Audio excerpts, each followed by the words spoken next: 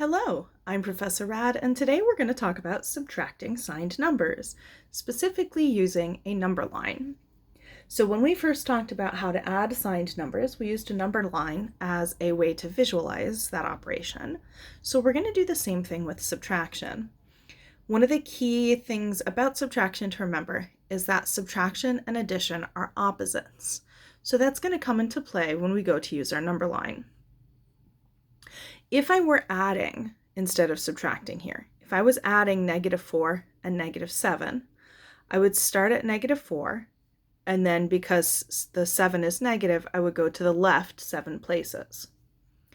So when we subtract, it's going to start out really similar. We're still going to start out at -4 because that's our starting point. So I'm going to place that in the middle of my number line. Then, instead of going in the direction of -7, when you subtract, you're going to go in the opposite direction, since adding and subtracting are opposites.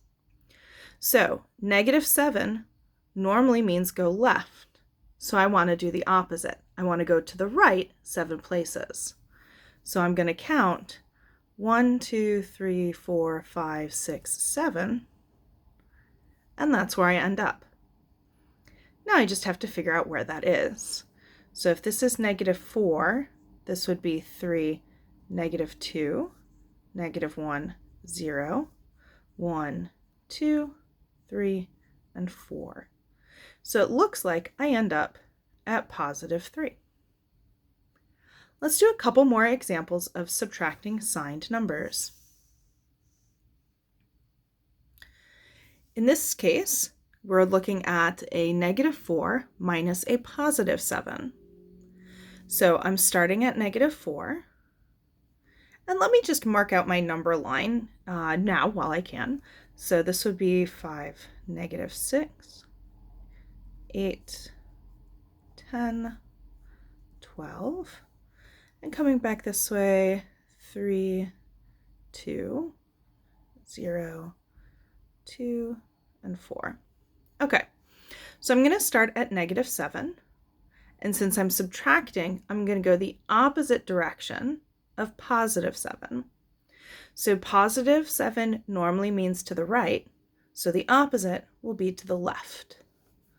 So 1, 2, 3, 4, 5, 6, 7.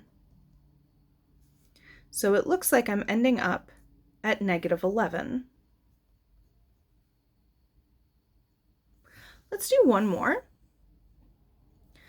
This time we're going to be starting at a +8, so I'll put that in the middle of my number line and let me label out accordingly. So there's 10, 12,